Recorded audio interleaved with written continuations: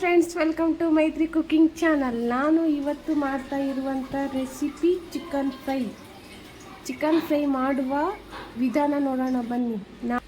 ಇಲ್ಲಿ ನಾನು ಅರ್ಧ ಕೆಜಿ ಚಿಕನ್ ತೊಗೊಂಡಿದ್ದೀನಿ. ಇದನ್ನು ನೀಟಾಗಿ ನೀರಲ್ಲಿ ಕ್ಲೀನಾಗಿ ವಾಶ್ ಮಾಡ್ಕೊಂಡಿದ್ದೀನಿ.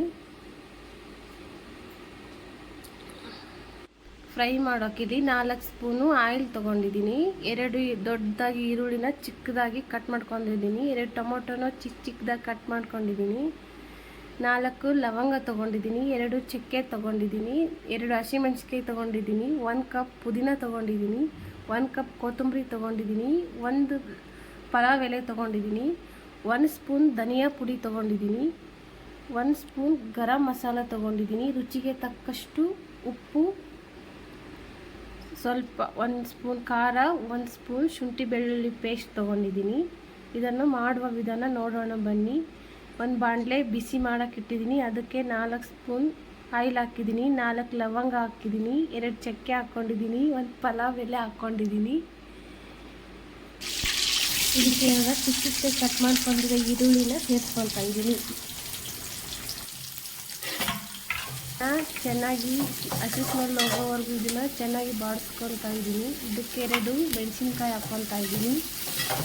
ಚೆನ್ನಾಗಿ ಫ್ರೈ ಮಾಡ್ಕೊಳ್ಳೋಣ. ಇದಕ್ಕೆ ನಾನು 2 ಚಿಕ್ಕದಾಗಿ ಕಟ್ ಮಾಡ್ಕೊಂಡಿರ್ತಕ್ಕಂಥ ಟೊಮೊಟೊ ಹಾಕ್ಕೊಂಡಿದ್ದೀನಿ. ಇದನ್ನು ಚೆನ್ನಾಗಿ ಬಾಡಿಸ್ಕೊಳ್ತಾ ಇದ್ದೀನಿ. ಇದಕ್ಕೆ ನಾನು ಸ್ವಲ್ಪ ಶುಂಠಿ ಬೆಳ್ಳುಳ್ಳಿ ಪೇಸ್ಟ್ ಹಾಕ್ಕೊಳ್ತಾ ಇದ್ದೀನಿ. ಇದನ್ನು ಹಸಿ ಸ್ಮೆಲ್ ಹೋಗೋವರೆಗೂ ಇದನ್ನು ಚೆನ್ನಾಗಿ ಬಾಣಲೆಯಲ್ಲಿ ಬಿಸಿ ಮಾಡ್ಕೊಳ್ಳೋಣ. ಇದಕ್ಕೆ ಸ್ವಲ್ಪ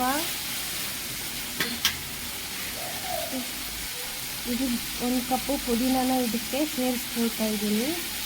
ಇದನ್ನು ಚೆನ್ನಾಗಿ ಮಿಕ್ಸ್ ಮಾಡ್ಕೊಳ್ಳೋಣ. ಇದಕ್ಕೆ ಸ್ವಲ್ಪ ಅರಿಶಿನ ಪುಡಿ ಸೇರಿಸ್ಕೊಳ್ತಾ ಇದ್ದೀನಿ.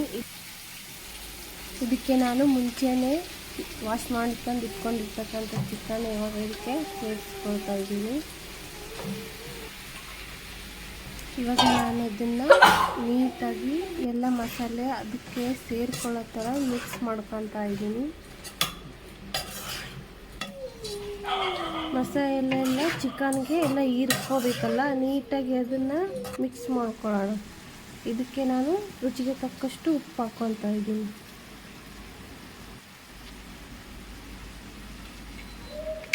ಇದಕ್ಕೆ 1 ಸ್ಪೂನ್ ಧನಿಯಾ ಪೌಡರ್ ಸೇರಿಸ್ಕೊಳ್ತಾ ಇದ್ದೀನಿ. ಇದಕ್ಕೆ 1 ಸ್ಪೂನ್ ಗರಂ ಮಸಾಲ ಸೇರಿಸ್ಕೊಳ್ತಿದ್ದೀನಿ.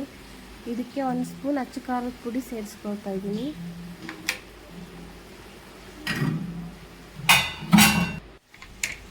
ಇದನ್ನು ಇವಾಗ ನೀಟಾಗಿ ಮಸಾಲೆ ಎಲ್ಲ ಹೀರ್ಕೊಳ್ಳೋ ಥರ ಮಿಕ್ಸ್ ಮಾಡ್ಕೊಳ್ಳೋಣ. ಇದನ್ನು ಮಿಕ್ಸ್ ಮಾಡ್ಕೊಂಡ ತಕ್ಷಣ ಇದಕ್ಕೆ ಸ್ವಲ್ಪ ಹೊತ್ತು ಒಂದು ಅರ್ಧ ಗ್ಲಾಸು ನೀರು ಹಾಕಿ ಮುಚ್ಚಿಬಿಡೋಣ. ಒಂದು 10 ನಿಮಿಷ ಮುಚ್ಚೋಣ. ನೋಡಿ, ಇವಾಗ ಚೆನ್ನಾಗಿ ಫ್ರೈ ರೆಡಿಯಾಗಿದೆ. ಇದ್ರ ಮೇಲೆ ಸ್ವಲ್ಪ ಕೊತ್ತಂಬರಿನ ಉದುರಿಸ್ಕೊಳ್ಳೋಣ.